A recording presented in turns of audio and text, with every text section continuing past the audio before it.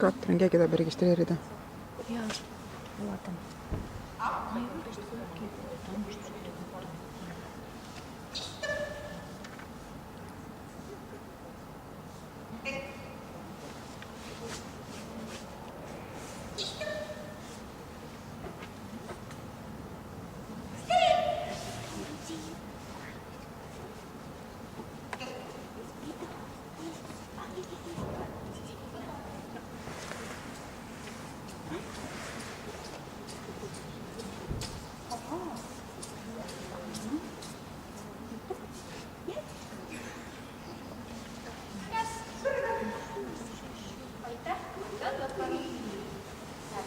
Kümme.